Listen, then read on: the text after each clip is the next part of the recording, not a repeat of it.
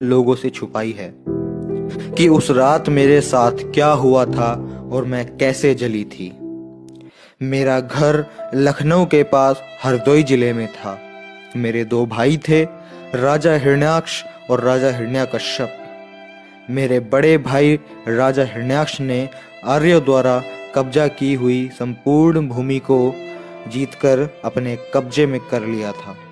यहीं से आर्यों ने अपनी दुश्मनी का षड्यंत्र रचना शुरू किया। मेरे भाई हिरण्याक्ष को विष्णु नामक आर्य राजा ने धोखे से मार डाला था, जिसकी वजह से मेरे छोटे भाई राजा हिरण्यकश्यप ने अपने भाई के हत्यारे विष्णु की पूजा पर प्रतिबंध लगा दिया था। लेकिन हिरण्यकश्यप के पुत्र प्रहलाद को विष्णु ने नारद नामक आर्य से जासूसी कराकर उसे गुमराह किया और अपने झांसे में लेकर घर में फूट डलवा दिया। प्रहलाद गद्दार निकला और विष्णु से मिल गया तथा दुर्व्यसनों में पड़कर पूरी तरह आवारा हो गया। सुधार के तमाम प्रयास विफल होते जा रहे थे। राजा ने उसे घर से निकाल दिया। अब प्रहलाद आर्यों की आवारा मंडली के साथ रहने लगा। अब अव्वल नंबर का शराबी और आवारा बन गया था, परंतु मेरा स्नेह अपने भतीजे प्रहलाद के प्रति बना ही रहा।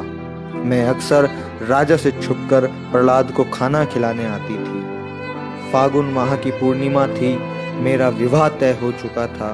फागुन पूर्णिमा के दिन ही मेरी बारात आने वाली थी। मैंने सोचा कि आखिरी बार प्रहलाद से मिल लूं, क्योंकि अगले दिन मुझे अपनी ससुराल जाना था। जब मैं प्रहलाद को भोजन देने पहुंची तो प्रहलाद नशे में इतना धुत था कि वह खुद को ही नहीं संभाल पा रहा था। फिर क्या था, प्रहलाद की मित्र मंडली यानी कि आर्यों ने मुझे पकड़ लिया और मेरे साथ सामूहिक दुष्कर्म किया। इतना ही नहीं, भेद खुलने के डर से उन लोगों ने मेरी हत्या कर दी और मेरी लाश को भी जला दिया।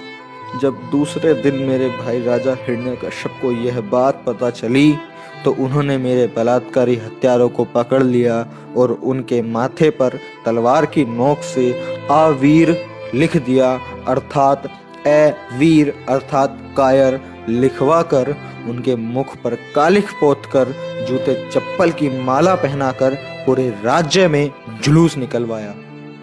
जुलूस जिधर जिधर से भी गया, हर किसी ने उन बलात्कारी हत्यारों यानी कि आर्यों पर कीचड़ गोबर कालिख फेंक कर उनका तिरस्कार किया।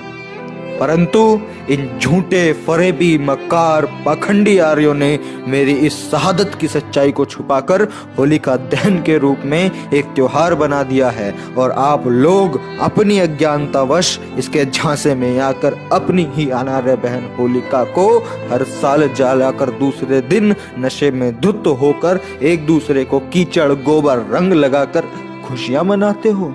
मैं अपने अनार्य भाइयों से पूछना चाहती हूँ कि आखिर आपकी यह बहन कब तक जलती रहेगी और आर्यों के झांसे में आकर अज्ञानता का यह खेल आप कब तक खेलते रहोगे। मैंने मेरी पूरी आप बीती आपको बता दी है। अब निर्णय आपको ही लेना है कि क्या आपको मेरी मौत पर खुशी मनानी चाहिए या नहीं।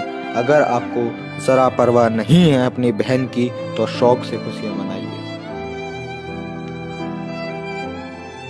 दोस्तों, मैं प्रशांत बोध, मैंने आपको पूरी होलिका की सच्चाई बताई है। अगर आपको इस बात में जरा भी सच्चाई नजर आती है और अपने लोगों की अज्ञानता मूर्खता नजर आती है तो प्लीज आप इस वीडियो को इतना ज्यादा शेयर कर दो कि यह वीडियो हर उस एक इंसान तक पहुंच सके जो अज्ञानवश इस होली का त्योहार को मनाता है और अपने ही समाज की, अपनी ही बेटी, अपनी ही बहन को हर साल जलाकर खुशियां मनाता है। सो मैं मिलता हूं आपसे अगली वीडियो में। जय भीम, नमो बुद्धाय, जय मूल निवासी। तर्क